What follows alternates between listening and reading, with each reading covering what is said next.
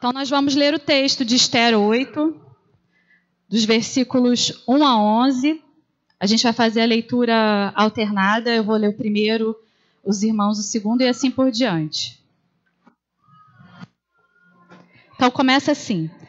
Naquele mesmo dia, deu o rei Assuero à rainha Esther a casa de Amã, inimigo dos judeus. E Mordecai veio perante o rei, porque Esther lhe fez saber que era seu parente. Falou mais Esther perante o rei e se lhe lançou aos pés. E com lágrimas lhe implorou que revogasse a maldade de Amã, o agagita, e a trama que havia empreendido contra os judeus.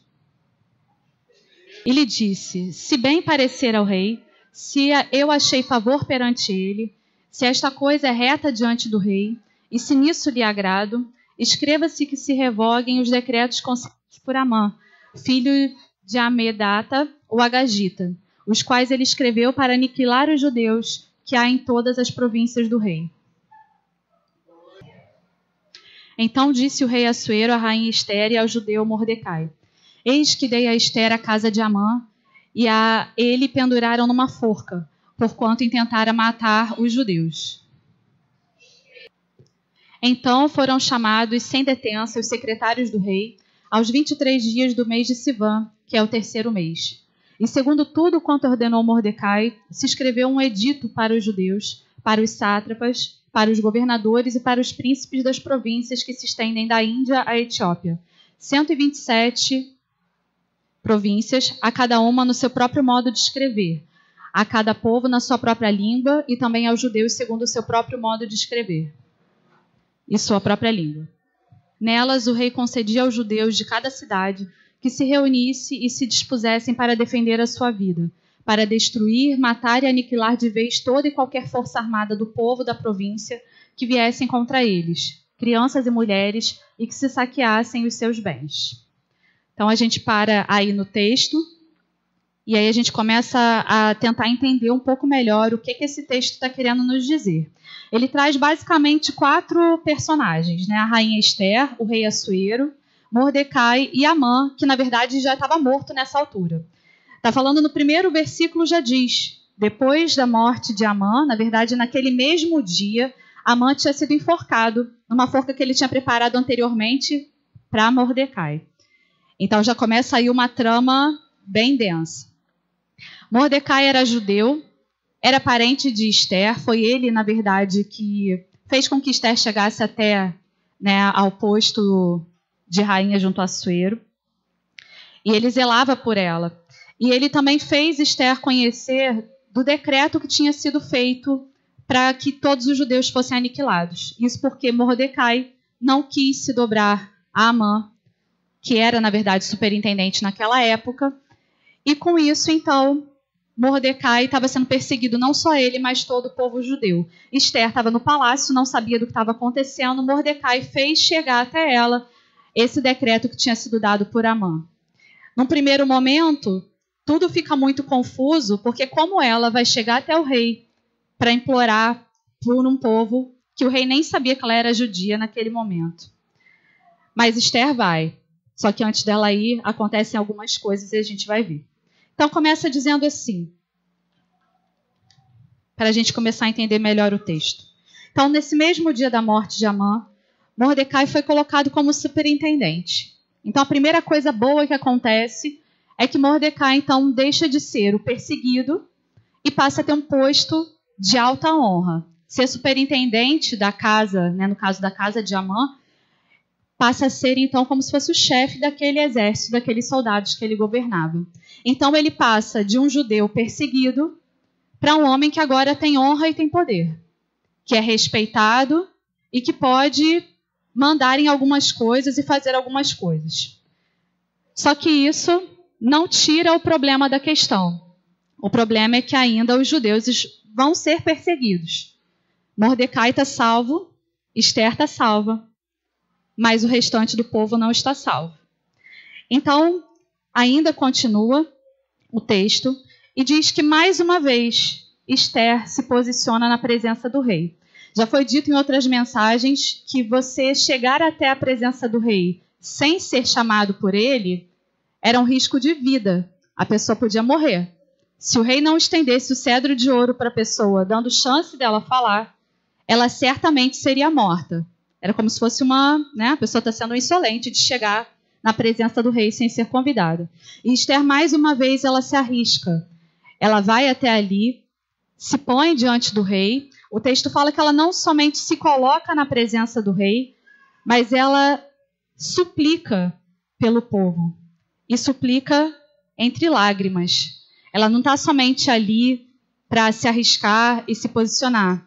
Ela está realmente sentindo a dor daquele povo que está prestes a ser dizimado, já que o edito de Amã era justamente dando autoridade a todas as províncias que matassem os judeus.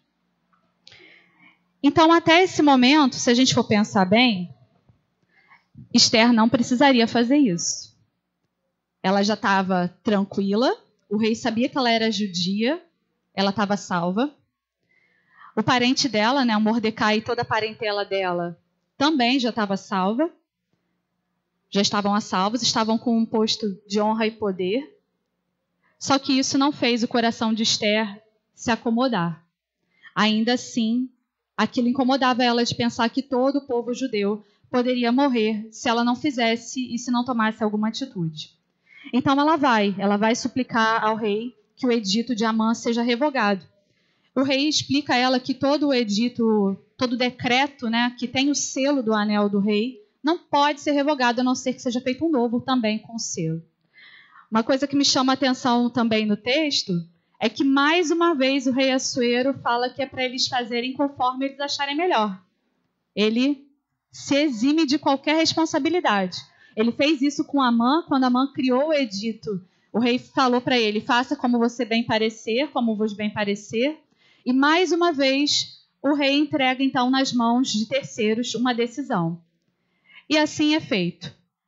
Quando eu comecei a ler o texto, eu comecei a achar assim, que era algo muito urgente, tem que fazer esse edito agora, porque amanhã o decreto vai ser posto em valia.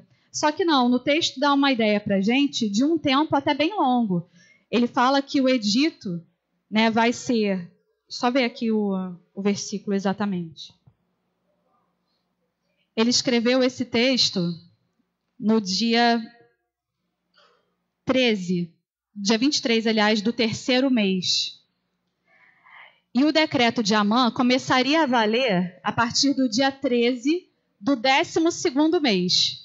Se a gente for pensar, tem bastante tempo, 9 meses aí entre uma coisa e outra. Só que a gente tem que lembrar que o rei Assuero era um cara que tinha uma vastidão de territórios. Está falando no texto também que esse edito ele vai ser enviado desde a Índia até a Etiópia. A Índia na Ásia, a Etiópia na África. Eu fui lá no Google ver qual é a distância, só por curiosidade, e são mais de 4.300 quilômetros de distância. E o texto dá a dica também para a gente de como é que isso foi, Foi um correio montado em ginetes, que eu também não sabia o que era, fui lá pesquisar. Os ginetes são cavalos treinados, bem dóceis, e os mais ágeis, como se fossem cavalos de raça próprios para isso. Então, foi esses ginetes, os correios montados em ginetes, para poder levar a todas as províncias que se estendia, então, o reino. E foi tudo com muita pressa. Eles usaram os melhores cavalos para isso, para poder chegar a tempo, já que a gente tinha uma distância bem considerável.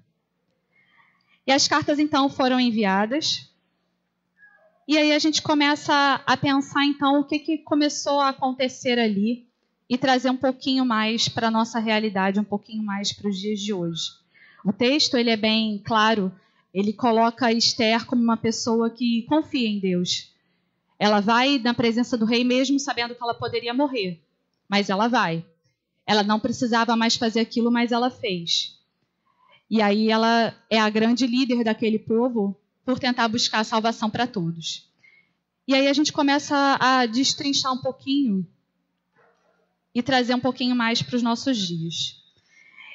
Uma das coisas que me chamou muito a atenção quando eu li, não só esse trecho do livro, mas o livro inteiro, é que nós precisamos, de fato, aprender a confiar em Deus. A gente geralmente fala, muitas vezes sem pensar, ficar algo natural para a gente, né? Eu confio em Deus. Se eu perguntar para todos vocês vão me dizer que confiam. Alguns podem dizer com mais entusiasmo, outros um pouco menos, mas todos nós confiamos. Só que o que é realmente confiar em Deus? E aí eu vou usar o que o Marcelo sempre usa como artifício também e falar dos nossos filhos, né? Que aí fica mais fácil. O Leon está aprendendo a nadar, a Ana também. Ele quer pular da beirada da piscina, mas ele quer pular sem a boia. E quer que eu fique lá dentro da piscina esperando por ele. O que eu falo para você, filho? Você confia? Muito ou pouco? Muito. Porque ele sabe que eu não vou deixar ele cair e se afogar. É mais ou menos assim a nossa confiança em relação a Deus, que deveria ser sempre. É a gente pensar em se jogar e saber que Deus vai estar ali para nos segurar. Esther e Mordecai fizeram isso em todo o tempo. Em nenhum momento do livro de Esther fala que eles desanimaram perante as dificuldades que estavam sendo impostas. Nem mesmo depois do decreto de Amã, né, para que todos os judeus fossem mortos e perseguidos, nem mesmo depois disso o texto esboça alguma coisa para falar que Esther e Mordecai desanimaram. Em nenhum momento eles desanimaram. Pode ser que alguma coisa não foi escrita sobre isso, mas o texto não fala que eles desanimaram. Muito pelo contrário, os dois buscaram confiar em Deus.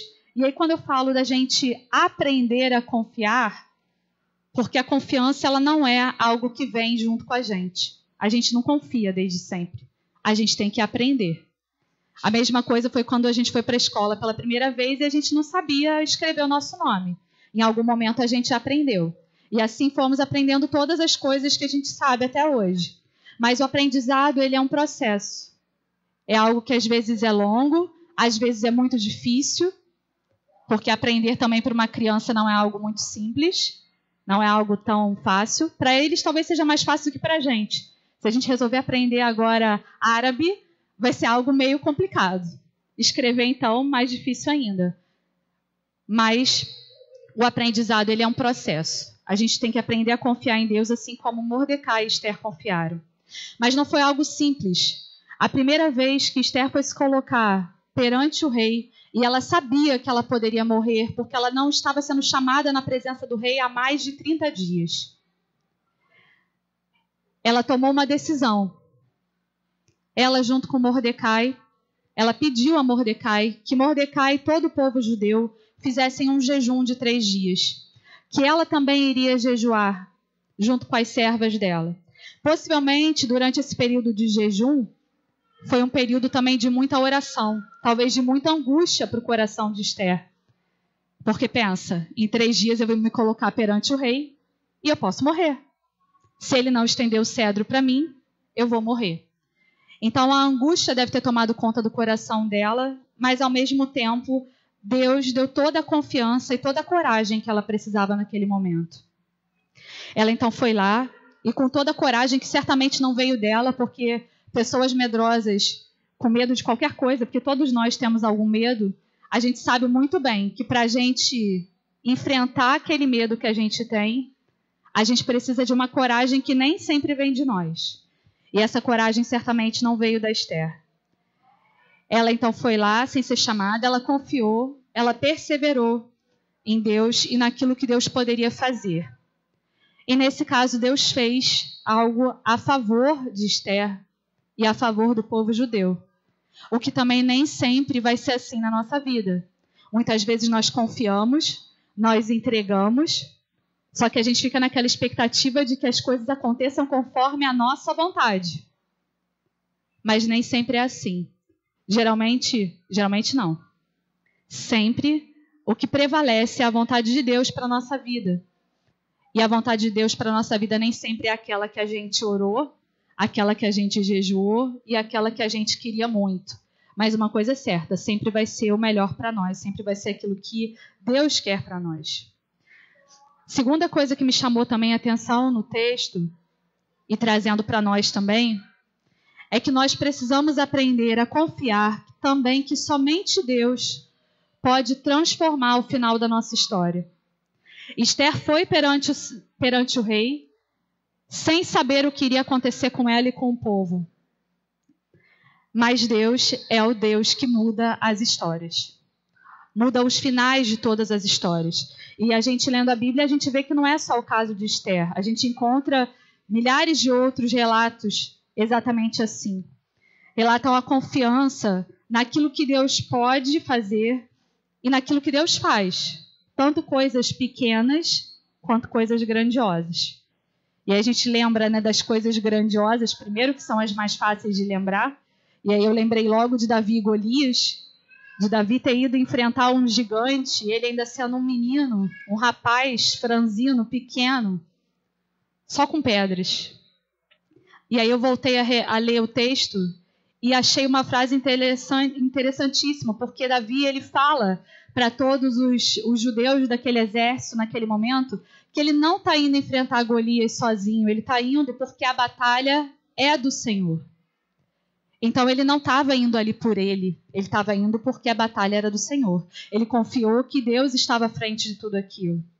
A mesma coisa a gente pode lembrar de Moisés e o povo perante o mar, atrás o exército de Faraó, uma situação meio que inevitável de acontecer, todos morreriam, ou afogados, ou pelo exército, ou as duas coisas ao mesmo tempo. Mas Deus, através de Moisés, fez com que aquele mar se abrisse, passasse o povo judeu e os egípcios então fossem mortos ali. E tantos outros relatos tão grandiosos que a gente pensa que na nossa vida poderia não acontecer, já que a gente está longe de ser, né, um Davi, a gente está longe de ser um Moisés, porém Deus nos usa e ainda assim Ele tem todo o poder de transformar a nossa história, o final da nossa história. Entregar a nossa vida, né, e todas as nossas ações nas mãos de Deus, que é quem tem todo o poder para mudar, também não é algo fácil. Mas a gente tem que confiar que o Deus que nos chama é o Deus que nos capacita, é o Deus que nos orienta, é o Deus que cuida de nós, é o Deus que nos ama e principalmente é o Deus que não falha, apesar das nossas falhas. E por fim, então, nós precisamos estar conectados a Deus para que as nossas ações sejam abençoadoras. Esther, apesar do livro de Esther não citar o nome de Deus em nenhum momento, Esther estava conectada com aquilo que Deus queria para ela. Ela buscou, ela aprendeu a confiar em Deus, ela buscou confiar em Deus através das orações e do jejum, nesse caso. Mas ela não se acomodou. Ela não achou que confiar em Deus fosse algo somente para ela e para os da casa dela. Ela, na posição dela de rainha, ainda assim ela não se calou. Ela foi lá, arriscou a vida mais uma vez e se colocou para ter ações de bênção na vida daquele povo todo. É claro que hoje em dia a gente não precisa mais arriscar o nosso pescoço literalmente, né? Raramente alguém vai ser morto de verdade por tentar agir em favor do outro. E tampouco essa questão de agir em favor do outro não é algo só que os cristãos fazem. Todo mundo pode fazer. Mas a questão principal aqui é que quando nós temos confiança que Deus pode fazer coisas, que Deus pode mudar situações, as nossas ações não podem ficar restritas só para nós. As nossas ações têm que ser para o nosso próximo também. As nossas ações, elas têm que ser para todos. A gente deveria, né, pelo menos, tentar fazer com que todos fossem abençoados. E para isso, nós temos sempre que estar atentos àquilo que Deus requer de nós. A gente cantou, né? Que Deus nos use como um farol para iluminar, como uma ponte para ligar espaços. E que realmente seja assim, que a gente coloque as nossas vidas diante de Deus. Que a gente esteja atento realmente àquilo que Deus quer. Mas para a gente estar atento ao que Deus quer, a gente tem que buscar mais o nosso Deus. Buscar através das orações, buscar através da leitura da palavra, buscar através da comunhão, de estarmos juntos e reunidos, não só aqui, mas durante a semana também. E nos dedicando mais do nosso próprio tempo para aquilo que é importante e que é essencial. Aquilo que é importante e essencial é o nosso momento com Deus. É o nosso momento com os irmãos, É o nosso momento de ação para o outro. E aí eu queria fechar com um versículo que eu achei assim que se Esther pudesse acrescentar na fala dela, certamente talvez ela e Mordecai usariam esse versículo também. Está lá em Salmo 62, o versículo 8, que diz: confiai nele, ó povo, em todo o tempo. Derramai perante ele o vosso coração. Deus é o nosso refúgio. Se nós buscarmos o Senhor em todo o tempo, se nós derramarmos o nosso coração diante dele, nos entregarmos com confiança e confiando que ele pode fazer tudo para cooperar para o nosso bem e para o bem de todos aqueles que nos cercam, nós estaremos nos braços do Deus que é o nosso refúgio, que é a nossa fortaleza, que é o nosso socorro. Que Deus nos abençoe. Amém.